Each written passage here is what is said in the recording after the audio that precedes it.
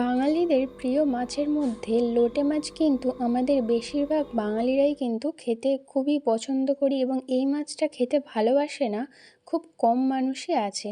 তো চলো আমি কিভাবে খুব সহজভাবে এই মাছটা রান্না করলাম সেটাই তোমাদের সাথে শেয়ার করি।